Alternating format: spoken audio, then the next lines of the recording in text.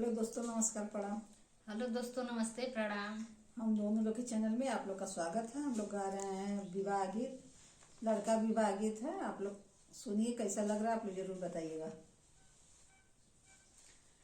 अम्मा के डरिया पर बोलेला सुगानावा हो, बोलिया बोलेला लखरा।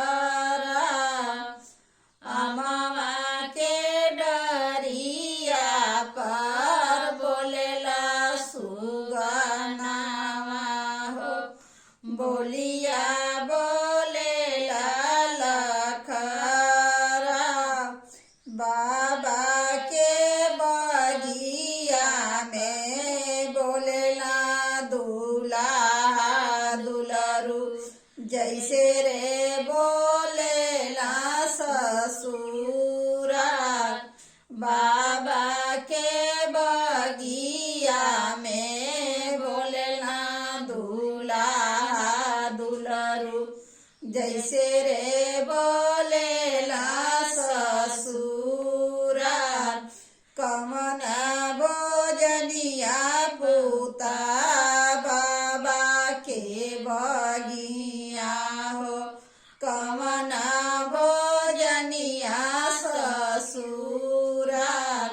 कमन भोजनिया पूता बाबा के बगिया हो, कमन भोजनिया ससुरा।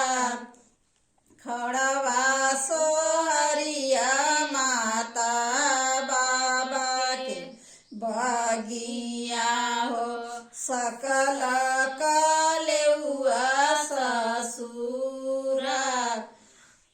खड़वा सोहरिया माता बाबा के बगिया हो, सकल कलेउआ ससुरा। माइया लारी पूछे, बहिनी दुलारी पूछे, बहूजी पूछे निवेद लाल। माइया लारी पूछे, बहिनी दुलारी पूछे, भौजी पूछे निवेद लाल। तोहर ले माई सासू पियारी हो, सारी रात जेवना बना।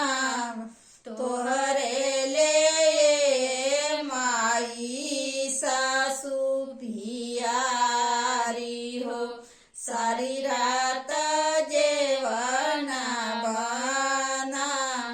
तोहरे ले बहिना साली पियारी हो, सारी रात बेनिया डोला।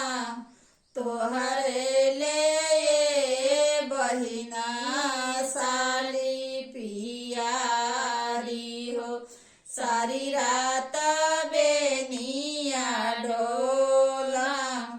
तोहरे ले भौजी सरहद प्यारी हो, सारी रात से जिया लगा। तोहरे ले भौजी सरहद प्यारी हो, सारी रात से जिया लगा। दस ही मासे पूता उदर में रखली हो, कबहू ना कहिला बड़ाई। दस ही मासे पूता उदर में रखली हो, कबहू ना कहिला बड़ाई। एक ही रात पूता गइल ससुरारी हो, ससुरारी सासू जी कहे तनी बड़ाई एक ही रात पूता गैला ससुरारी हो सासू जी का